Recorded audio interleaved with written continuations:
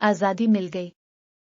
उन्होंने अपने साथियों से पूछा कि किसने उन मासूम बच्चों को पकड़कर बेज़ुबान चिड़िया को तकलीफ पहुंचाई है।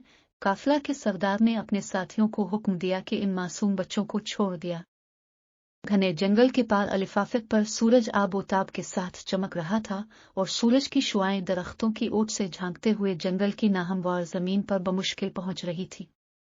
गोया जंगल की जिंदगी में हर सवा जला फैल चुका था और उसके साथ ही तमाम चरिंद परिंद भी अपनी अपनी निगाहों में मीठी और मासूम सी अमराई लेकर बेदार हो चुके थे। वो सब अपनी सुरीली और खूबसूरत आवाज में खुदाए वाहिद की हमदोसना में मसरूफ थे।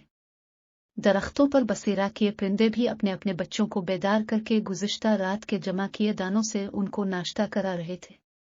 नन्हे नन्हे परिंदों के बाबा जान आज के दिन के लिए राशन तलाश करने निकल पड़े थे, जबकि मामा जान अपने अपने घोंसलों की सफाई सुथराई कर रही थी। इन्हीं दरख्तों में से एक दरख्त पर चिड़िया भी अपने 2 नन्हे नन्हे बच्चों के साथ रह रही थी। बच्चों के अब्बा यानी चिड़े मियाँ अपने दीगर साथियों के साथ दाना की तलाश में निकल पड़े थे। मामूल के मुताबिक चिड़िया भी ने अपने बच्चों को नहलाया धुलाया और दीगर कामकाज से फारिग रहकर अब वो पड़ोस के दरख्त पर बीफाख्ता के बच्चों की तबीयत दरियाफ्त करने गई हुई थी।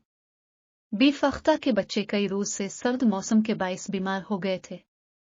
जाते जाते चिड़िया भी अपने बच्चों से कहकर गई थी कि देखो शरारतें न करना वरना शैतान के चेले कौवे आकर तुम्हें कच्चा खा जाएंगे। अलिफादेर चिड़िया भी के जाते ही बच्चों पर कौवे का खौफ तारी था, मगर ये डर उनकी शरारती और बेचैन तबीयत पर ज्यादा देर हावी न रह सका और दोनों बच्चों ने खेल कूद शुरू कर दिया। खेल यह था कि दोनों बच्चे बैक वक्त अपने घोंसले से अलिफाड़न भरते और जमीन पर आकर एक तिनका अलिफाटे कर वापस घोंसले में ले जाते। जो पहले वापस आता वो जीत जाता। 2 मरतबा तिनके उठाकर लाने के बाद तीसरी मरतबा आखिरी मरतबा मुकाबला के लिए दोनों ने अपने पर तोले और जमीन पर आने लगे। अभी वो जमीन से कुछ फासले पर ही थे कि एकाएक किसी चीज ने उन्हें घेरा और वो दोनों एक मजबूत शिकंजे में फंस गए। नन्हे नन्हे बच्चों के जब हवास बहाल हुए तो इन्होंने देखा कि दोनों किसी काफिले के हाथों जकड़ लिए गए हैं। इन्होंने सोचा कि ये शिकारी उन्हें पकड़ कर ले जाएंगे। ये जानना था कि दोनों अपने बचाव के लिए चीख विपकार करने लगे। अलिफादेर चिड़िया बी को जब किसी की चीख विपकार सुनाई दी तो वो परेशान हो गई कि अल्लाह खैर करे, कहीं ये मेरे बच्चे तो नहीं रूह है। जब चिड़िया ने अपने दरख्त के करीब आकर ये मंजर देखा कि उनके दोनों नन्हे नन्हे मासूम से रूई के गाले बच्चे इंसानी शिकार बनने जा रहे हैं तो उनसे रहा न गया। हुलिये से ये इंसानून तो बहुत अच्छे मासूम होते थे, मगर चिड़िया बी की समझ में नहीं आ रहा था कि आखिर इन्होंने बच्चों को क्यों पकड़ा है। अपनी जान खतरे में डालकर वो उन चंद आदमियों के गिर्द मनलाने लगे और साथ साथ अपने अल्लाह ताला से दुआ करने लगे कि अल्लाह ताला मेरे बच्चों को इनसे निजात दिलू दे, ये तो बेकसूर है। अभी चिड़िया अपने अल्लाह ताला से दुआ मांग रही थी, उन्होंने देखा कि एक और शख्स इस इंसानी काफिला के साथ आमले।